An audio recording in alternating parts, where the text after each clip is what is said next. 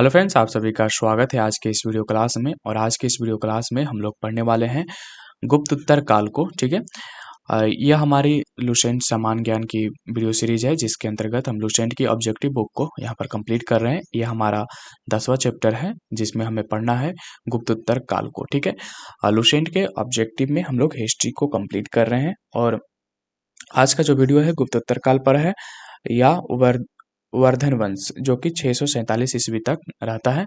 तो चलिए शुरू करते हैं आज के इस वीडियो को। और ये हमारा पहला प्रश्न है कि थानेश्वर में वर्धन वंश या पुष्यभूति वंश की स्थापना किसने की। देखिए, थानेश्वर में वर्धन वंश या पुष्यभूति वंश की जो स्थापना किया जाता है वह पुष्यभूति वर्धन के द्वारा किया जाता है। ऑप्शन नंबर सी यहाँ पर सही होगा। पुष्यभूति वर्धन के द्वारा जो है थानेश्वर में वर्धन वंश या पुष्यभूति वंश की स्थापना की जाती है। चलिए नेक्स्ट प्रश्न यहाँ पर देखिए। प्रश्न है कि सूची 1 को सूची 2 के साथ हमें सम्मिलित करना है। एक तरफ यहाँ पर राज्य दिया गया है, दूसरी तरफ उनकी राजधानियों को दिया गया है, तो सही क्रम में इनको मिलाना है। ठीक है, देखिए यहाँ पर पहला है कि वर्धन जो है, वर्धन राज्य की राजधानी कहाँ पर है? थानेश्वर है। वर्धन राज्य की राजधानी कहाँ पर है? थानेश्वर है। मौखरी की राजधानी कहाँ पर है? कन्नौज में है। ठीक है, मौखरी की राजधानी कहाँ पर है? कन्नौज में है। वाकाटक की राजधानी कहाँ पर है? पुरिका में। और मैत्रक की राजधानी वल्लभी में है। तो ये मिला हुआ है, आप इसे इसी तरह से याद रखिएगा। ठीक है, तो वर्धन राज्य की राजधानी या वर्धन की राजधानी कहाँ पर है? थानेश्वर में है। मौखरी की राजधानी कन्नौज में है और वाकाटक की राजधानी पुरिका में है और मैत्रक की राजधानी वल्लभी में है। चलिए नेक्स्ट प्रश्न, यहाँ पर हम लोग प्रश्न संख्या 3 देखेंगे। यहाँ पर देखिए प्रश्न संख्या 3 है, क्या है? सुमेलित करना है हमें। ठीक है, चलिए तो यहाँ पर हमें सुमेलित करना है। एक तरफ राजवंश दिया गया है और दूसरी तरफ उनके संस्थापक के नाम दिए गए हैं। ठीक है, राजवंश और उनके संस्थापक के नाम दिए गए हैं। जैसे वर्धन वंश के संस्थापक कौन है? ठीक है, तो वर्धन वंश के जो संस्थापक हैं वह पुष्यभूति हैं। ठीक है, वर्धन वंश के संस्थापक कौन है? पुष्यभूति है। तो ए को हम यहाँ पर मिला लेंगे 4 के साथ। ए को किसके साथ मिलाएंगे? 4 को। और मौखरी के जो संस्थापक हैं उनका नाम है ईशान वर्मा। ठीक है, मौखरी के संस्थापक कौन है? ईशान वर्मा। तो बी को हम लोग किससे मिला लेंगे? 2 के साथ मिला लेंगे। वाकाटक के जो संस्थापक हुए वह है विंध्य शक्ति। ठीक है, वाकाटक के संस्थापक का क्या नाम है? विंध्य शक्ति। सी को 3 से मिला लेंगे। और मैत्रक के राजवंश के संस्थापक कौन हुए? भट्टार्क। ठीक है, तो इसको हम लोग डी को 1 से मिला लेंगे। तो इस तरह से आप याद रखिएगा कि वर्धन राजवंश के संस्थापक पुष्यभूति है। ठीक है, उसके बाद मौखरी के जो संस्थापक है, मौखरी वंश के जो संस्थापक है वह ईशान वर्मा है। और वाकाटक राजवंश के संस्थापक विंध्य शक्ति हैं। और मैत्रक राजवंश के संस्थापक जो है वह भट्टार्क हैं। चलिए आगे बढ़ेंगे। प्रश्न संख्या 4 यहाँ पर है। यहाँ पर है कि कदम्ब राज्य की स्थापना मयूर शर्मन ने की थी। उसने अपनी राजधानी बनाई। मयूर शर्मन ने अपनी राजधानी कहाँ पर बनाई, ये आपसे पूछा जा रहा है। तो जो मयूर शर्मन है, इन्होंने वैजयंती या वनवासी को अपनी राजधानी बनाते हैं। वैजयंती या वनवासी को अपनी राजधानी बनाते हैं। और मयूर शर्मन ने कदम्ब राज्य की स्थापना की थी। ठीक है, कदम्ब राज्य की स्थापना किसने की? तो मयूर शर्मन ने। और मयूर शर्मन ने अपनी राजधानी वैजयंती या वनवासी को बनाया। चलिए प्रश्न संख्या 5 देखेंगे। निम्नलिखित में वह अंतिम बौद्ध राजा कौन था जो संस्कृत का महान विद्वान और लेखक था? देखिए, अंतिम वह बौद्ध राजा जो था वो हर्षवर्धन था, जो संस्कृत का महान विद्वान था। ठीक है, तो निम्नलिखित में वह अंतिम बौद्ध राजा कौन था? बौद्ध राजा कौन था जो संस्कृत का महान विद्वान था? तो वह हर्षवर्धन था। ठीक है, हर्षवर्धन। चलिए नेक्स्ट प्रश्न देखेंगे। प्रश्न संख्या 6 है, हर्ष चरित्र किसके द्वारा लिखा गया? देखिए, हर्ष चरित्र किसके द्वारा लिखा गया है? तो हर्ष चरित्र जो है वह बाणभट्ट के द्वारा लिखा गया है। याद रखिएगा, हर्ष चरित्र के लेखक कौन है? बाणभट्ट हैं। ठीक है, नेक्स्ट प्रश्न। हर्षवर्धन के समय में कौन सा चीनी तीर्थयात्री भारत आया था? तो हर्षवर्धन के समय जो चीनी यात्री भारत आया था उसका नाम है वेनसोंग। वेनसोंग जो है हर्षवर्धन के शासनकाल में भारत आया था। ठीक है, हर्षवर्धन के समय में कौन चीनी यात्री भारत आया था? तो वह है वेनसोंग। चलिए नेक्स्ट आगे देखेंगे। प्रश्न संख्या 8 यहाँ पर कि चालुक्य राजा पुलकेशिन द्वितीय को किसने पराजित किया था? देखिए, जो चालुक्य राजा पुलकेशिन द्वितीय था उसको पराजित किया गया था नरसिंह वर्मन प्रथम के द्वारा। ठीक है, नरसिंह वर्मन प्रथम ने राजा जो चालुक्य राजा पुलकेशिन द्वितीय है उसको पराजित किया था, नरसिंह वर्मन द्वितीय, सॉरी प्रथम, नरसिंह वर्मन प्रथम ने। चलिए नेक्स्ट प्रश्न देखेंगे। प्रश्न संख्या 9 यहाँ पर हमारा है कि किस व्यक्ति को द्वितीय अशोक कहा जाता था। देखिए द्वितीय अशोक जो है हर्षवर्धन को कहा जाता था। हर्षवर्धन को द्वितीय अशोक के नाम से भी जाना जाता है। ठीक है, द्वितीय अशोक के नाम से हर्षवर्धन को जाना जाता है। नेक्स्ट प्रश्न देखेंगे। वाणभट्ट किस सम्राट के राज दरबारी कवि थे। जो वाणभट्ट थे वह किस सम्राट के राज दरबारी कवि थे, तो वह हर्षवर्धन, ठीक है, हर्षवर्धन वंश के जो हर्षवर्धन थे उनके दरबारी कवि थे, मतलब राज दरबार में वो रहते थे। ठीक है, वाणभट्ट किस सम्राट के राज दरबारी कवि थे, तो वो हर्षवर्धन के राज दरबारी कवि थे। ठीक है, चलिए नेक्स्ट प्रश्न देखेंगे। और वाणभट्ट ने एक पुस्तक भी लिखा था जिसका नाम है हर्ष चरित्र। याद रखिएगा, हर्ष एवं पुलकेशिन द्वितीय के मध्य हुए संघर्ष की जानकारी कहाँ से मिलती है। हर्ष और पुलकेशिन द्वितीय के बीच जो संघर्ष हुआ था उसकी जानकारी ऐहोल अभिलेख से हमें मिलता है। ठीक है, तो ऐहोल अभिलेख में हमें हर्ष एवं पुलकेशिन द्वितीय के मध्य हुए संघर्षों की जानकारी मिलती है। चलिए आगे देखते हैं। प्रश्न संख्या यहाँ पर 12 है। प्रतापशील हूण हरिण केसरी हूण हरिण केसरी प्रतापशील हूण हरिण केसरी महाधीराज नामक उपाधियां निम्न में से किसकी थी। देखिए ये सभी जो है उपाधियां हैं, जैसे प्रतापशील, हूण हिरण केसरी और महाराजा धीराज, ये सभी उपाधियां हैं। और आपको बताना है कि इन उपाधियों को निम्न में से किसने ग्रहण किया था। ठीक है, नामक उपाधियों को निम्न में से किसकी थी, ये उपाधियां किसने धारण की थी। तो ये प्रभाकर वर्धन जो था ये सारी उपाधियां धारण किया था। प्रतापशील, हूण हिरण केसरी और महाधीराज की उपाधि जो है प्रभाकर वर्धन ने धारण की थी। चलिए प्रश्न संख्या 13 देखेंगे। सम्राट हर्ष ने अपनी राजधानी थानेश्वर से कहाँ स्थानांतरित की थी। तो जो सम्राट हर्ष थे उन्होंने अपनी राजधानी थानेश्वर से कन्नौज को स्थानांतरित करते थे। ठीक है, कन्नौज में अपनी राजधानी ले गए थे, थानेश्वर से ये स्थानांतरित करके कन्नौज को ले गए थे सम्राट हर्ष। ठीक है, चलिए आगे बढ़ेंगे। प्रश्न संख्या 14 यहाँ पर है कि शकलोत्तरापथ नाथ, ठीक है, शकलोत्तरापथ नाथ किसे कहा जाता है। ठीक है, शकलोत्तरापथ नाथ किसे कहा जाता है, तो ये जो है कहा जाता है हर्षवर्धन को। ठीक है, हर्षवर्धन को कहा जाता है।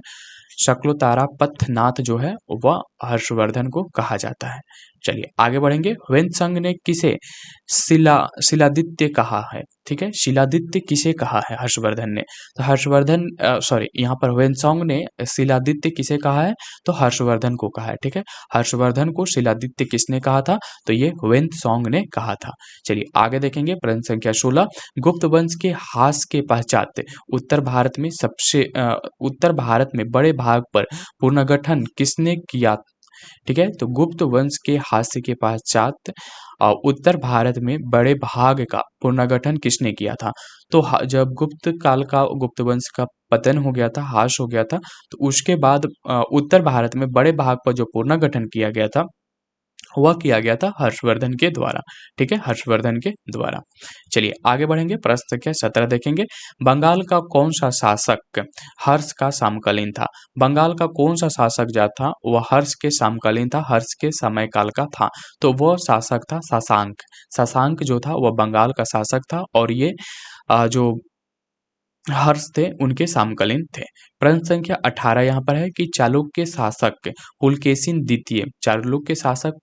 द्वितीय ने किस नदी के किनारे हर्षवर्धन को परास्त किया था। तो चालुक्य शासक जो पुलकेशिन द्वितीय था उसने, ठीक है, नर्मदा नदी के किनारे पर हर्षवर्धन को परास्त किया था। ठीक है, चालुक्य शासक पुलकेशिन द्वितीय ने किस नदी के किनारे हर्षवर्धन को परास्त किया था, तो वह नदी था नर्मदा नदी। ठीक है, चलिए आगे देखेंगे। प्रश्न संख्या 19 यहाँ पर है कि हर्ष के शासनकाल में उत्तर भारत का सबसे महत्वपूर्ण शहर कौन सा था।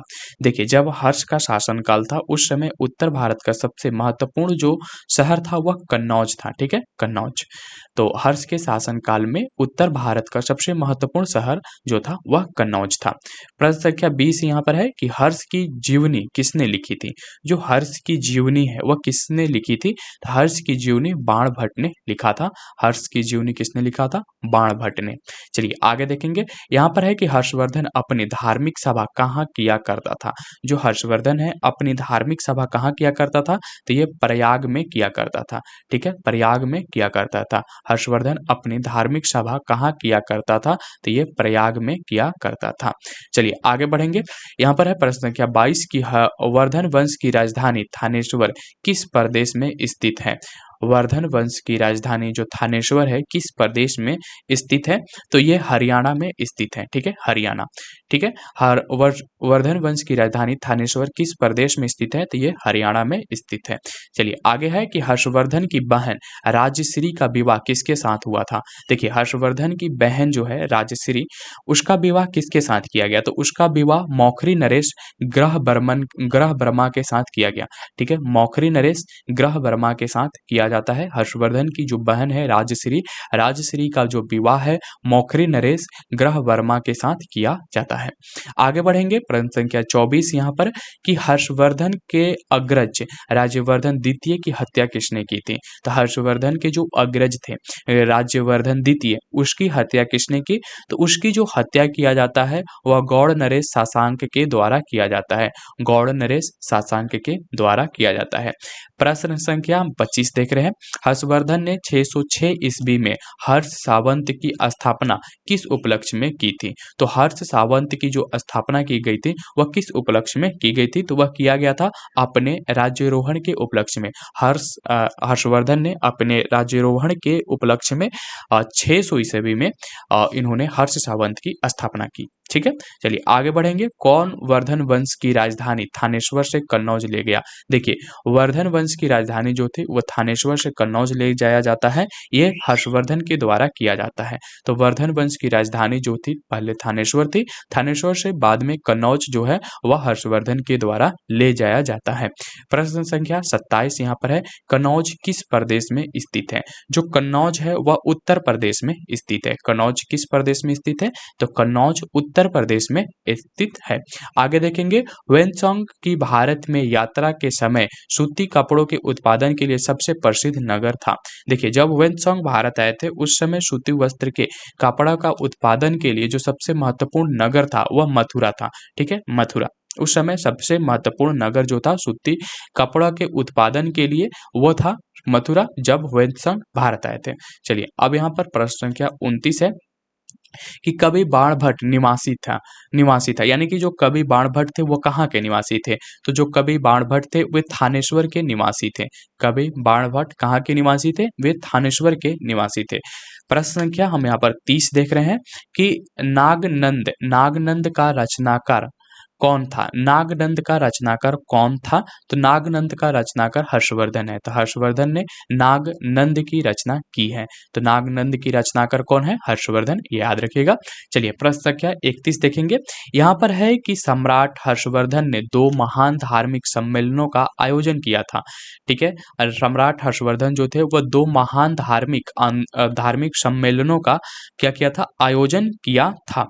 ठीक है, वह था कन्नौज एवं प्रयाग में। ठीक है, कन्नौज एवं प्रयाग में सम्राट हर्षवर्धन ने 2 महान धार्मिक सम्मेलनों का आयोजन किया था, कन्नौज एवं प्रयाग में। चलिए प्रश्न संख्या 32 देखेंगे, यहाँ पर है कि नागनंद रत्नावली एवं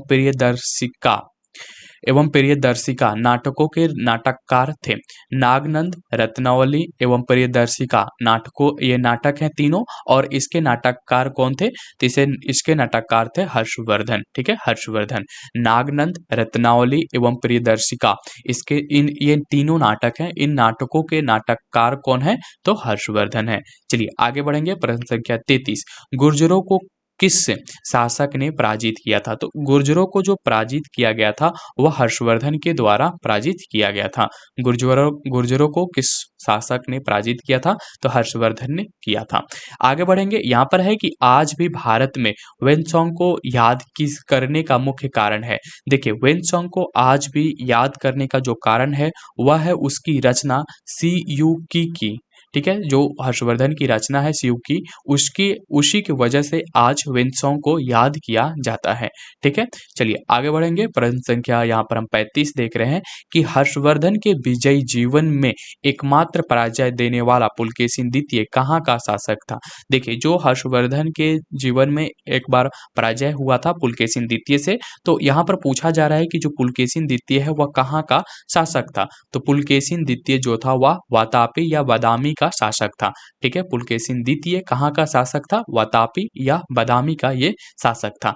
प्रश्न संख्या यहाँ पर हम 36 देख रहे हैं कि हर्षवर्धन ने अपने पुत्री का विवाह वल्लभी नरेश से किया, जो कि उसकी एक बड़ी कूटनीतिक उपलब्धि थी। वल्लभी नरेश का नाम था, यानी कि हर्षवर्धन ने अपनी पुत्री का विवाह वल्लभी नरेश से किया था। तो आपको बताना है कि वल्लभी नरेश का नाम क्या था। तो उसका नाम था ध्रुवसेन द्वितीय।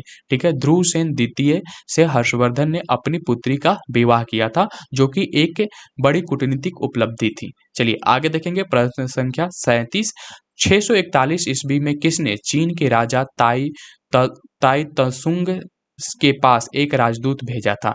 तो 641 ईस्वी में चीन के राजा ताई त्सुंग के पास एक राजदूत जो भेजा गया था वह हर्षवर्धन के द्वारा भेजा गया था। तो हर्षवर्धन ने 641 ईस्वी में चीन के राजा के पास अपना एक राजदूत भी भेजा था। चलिए प्रश्न संख्या अब यहाँ पर हम 38 देख रहे हैं। प्रश्न संख्या यहाँ पर 38 है। यहाँ पर है कि हर्षवर्धन के भारतीय मिशन के जवाब में चीनी सम्राट ताई त्सुंग ने 3 चीनी मिशन हर्षवर्धन के दरबार में भेजे, जिसमें से एक मिशन हर्षवर्धन के मरणोपरांत पहुंचा। अंतिम मिशन में शामिल उस चीनी राजदूत का क्या नाम है जिसने हर्ष की मृत्यु के तुरंत बाद जो घटनाक्रम घटित हुआ उसका विस्तार से वर्णन किया था। देखिए, जो चीन के राजा थे उसने 3 बार अपना मिशन या राजदूत जो है हर्षवर्धन के दरबार में भेजे थे। एक जो लास्ट वाला जो राजदूत था वह हर्षवर्धन की मृत्यु के बाद पहुंचता है। तो उस जो यात्री था, चीनी यात्री, उसका नाम क्या था। तो उसका नाम था वांग हवेन तत्से। ठीक है, वान हवेन तत्से जो था उसका नाम था। नेक्स्ट प्रश्न देखते हैं। यहाँ पर प्रश्न संख्या 39 है कि किस चीनी यात्री को वर्तमान सांक्य मुनि एवं यात्रियों के राजकुमार किस चीनी यात्री को वर्तमान सांक्य मुनि एवं यात्रियों में राजकुमार कहा जाता है। तो ये जो है इनका नाम है वेन्सोंग को यात्रियों का राजकुमार या वर्तमान सांक्य मुनि के नाम से भी जाना जाता है। नेक्स्ट प्रश्न है कि वेन्सोंग भारत में कितने साल रहा था। तो वेन्सोंग जो था भारत में लगभग 14 सालों तक रहा था। तो वेन्सोंग भारत में लगभग कितने सालों तक रहा था। तो लगभग 14 सालों तक ये भारत में रहा था। नेक्स्ट प्रश्न देखेंगे। वेन्सोंग के समानार्थ एवं महायान धर्म के प्रचारक हर्षवर्धन ने कहाँ महासभा का आयोजन 643 में करवाया था। तो वेन्सोंग के समानार्थ एवं महायान धर्म के प्रचारार्थ हर्षवर्धन ने कहाँ महासभा का आयोजन किया था। तो ये जो महासभा का आयोजन किया गया था कन्नौज में किया गया था। तो हर्षवर्धन ने वेन्सोंग के सम्मान में और महायान धर्म के प्रचार में जो है कन्नौज में महासभा का आयोजन 643 में करवाया था। नेक्स्ट प्रश्न देखेंगे। कुंभ मेला को प्रारंभ करने का श्रेय किसे दिया जाता है। जो कुंभ का मेला है इसे प्रारंभ करने का जो श्रेय है हर्षवर्धन को दिया जाता है। ठीक है, हर्षवर्धन को कुंभ मेला प्रारंभ करने का श्रेय दिया जाता है। प्रश्न संख्या 43 है कि नर्मदा नदी पर सम्राट हर्ष के दक्षिणावर्ती अग्रगमन को रोका। नर्मदा नदी पर सम्राट हर्ष के दक्षिणावर्ती अग्रगमन को किसने रोका था। तो ये रोका गया था पुलकेशिन द्वितीय के द्वारा। पुलकेशिन द्वितीय ने हर्ष को रोका था नर्मदा नदी के तट पर।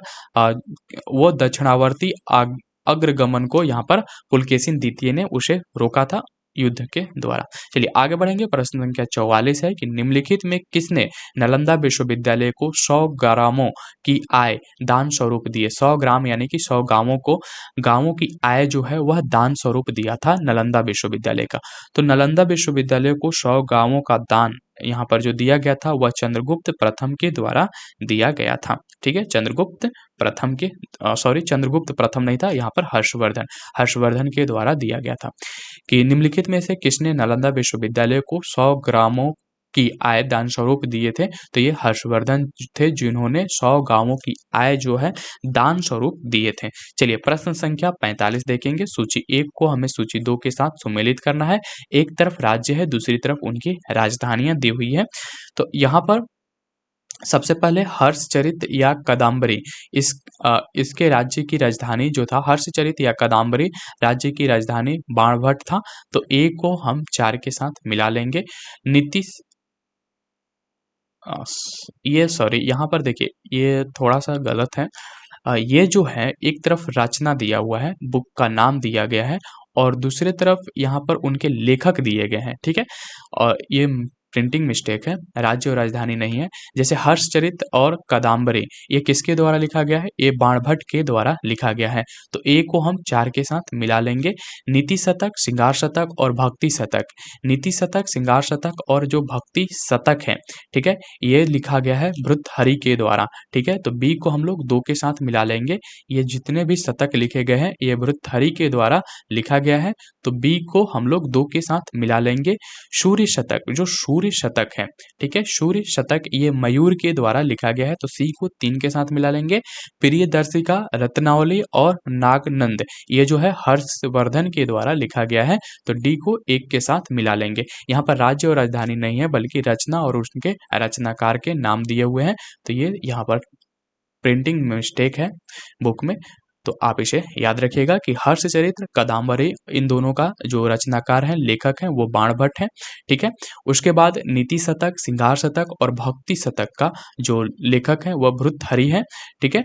और सूर्य शतक के लेखक मयूर हैं और प्रियदर्शिका, रत्नावली और नागनंदा के जो लेखक हैं वह हर्षवर्धन है। चलिए आगे बढ़ेंगे। निम्नलिखित में कौन हर्षवर्धन के दरबार से संबंध नहीं था? जो यहाँ पर निम्नलिखित में से कौन हर्षवर्धन के दरबार से संबंध नहीं था, तो वो कालिदास जो थे वह हर्षवर्धन के दरबार से संबंधित नहीं है। बाकी जितने हैं जैसे कि बाणभट्ट, भर्तृहरि और मयूर ये हर्षवर्धन के दरबार से संबंधित हैं। चलिए कथन ए और कारण दिया गया है। कथन और कारण यहाँ पर दिया गया है। प्रश्न संख्या ये 47 है। प्रश्न संख्या हम 47 देख रहे हैं। यहाँ पर है कि हर्षवर्धन ने किसी नवीन शासन प्रणाली को जन्म नहीं दिया। कथन दिया गया है। कारण दिया गया है कि हर्षवर्धन ने गुप्त शासन प्रणाली को कुछ संशोधन के साथ अपना लिया है। ये दोनों सही है, कथन भी सही है और कारण भी सही है। तो ए और आर दोनों सही है और आर जो है ए की सही व्याख्या भी करता है। चलिए अब यहाँ पर आगे देखेंगे। प्रश्न संख्या 48 कौन सही सुमेलित है? तो ये सभी जो है सही सुमेलित हैं, ठीक है, ये सभी सही सुमेलित है। जैसे कि अवंती जो था वह हर्षवर्धन का प्रधानमंत्री था। अवंती क्या था? हर्षवर्धन का प्रधानमंत्री था। सिंहनाद जो था वह महासेनापति था और कुंतल जो था वह सेनापति या अश्वसेना का सेनापति होता था। चलिए आगे बढ़ेंगे। प्रश्न संख्या 49 किसका कथन है? देखिए यहाँ पर एक कथन दिया हुआ है कि किसका कथन है भारत के लोग गर्म मिजाज के हैं। किसका कथन है कि जो भारत के लोग हैं वह गर्म मिजाज के हैं, उन्हें जल्दी गुस्सा आता है परंतु ईमानदार होते हैं, भारतीय स्वच्छता प्रेमी हैं। ये किसका कथन है? ये आपको बताना है कि भारत के लोग हैं जो वो गर्म मिजाजी हैं, उन्हें जल्दी गुस्सा आता है परंतु वे ईमानदार होते हैं, भारतीय स्वच्छता प्रेमी है। तो ये जो कथन कहा गया था ये कथन था वेंत्सोंग का, ठीक है, वेंत्सोंग का ये कथन है कि भारत के लोग गर्म मिजाज के हैं और उन्हें जल्दी गुस्सा आता है परंतु ईमानदार होते हैं और भारतीय स्वच्छता प्रेमी हैं। ये जो कथन है ये वेंत्सोंग का है। प्रश्न संख्या 50 है कि घाटी यंत्र या तुला यंत्र का प्रयोग होता है। देखिए घाटी यंत्र या तुला यंत्र का जो प्रयोग होता है वह सिंचाई के लिए होता है, खेत की सिंचाई के लिए इसका प्रयोग होता है, घाटी यंत्र या तुला यंत्र।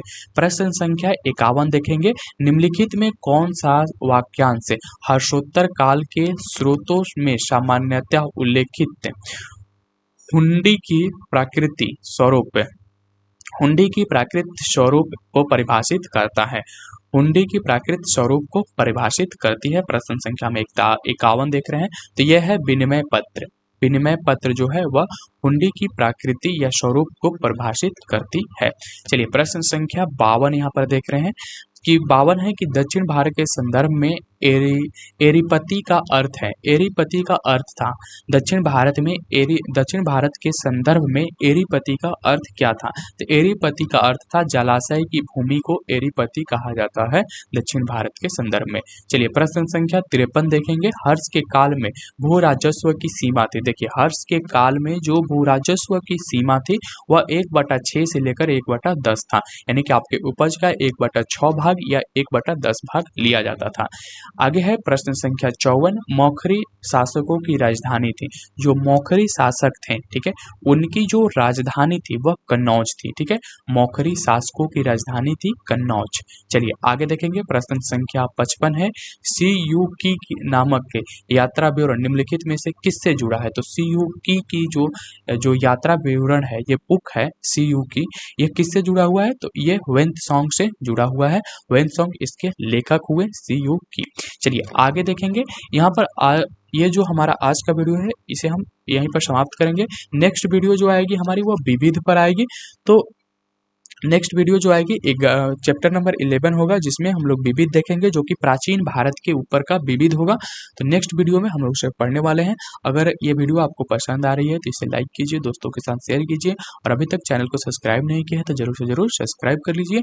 यदि आपके पास कोई प्रश्न है तो आप उसे कमेंट्स कीजिए, या कोई आप सुझाव देना चाहते हैं तो भी आप कमेंट्स कर सकते हैं। तो मिलते हैं नेक्स्ट वीडियो में, जिसमें हमें चैप्टर नंबर 11 विविध पढ़ना है, जो कि प्राचीन भारत से है।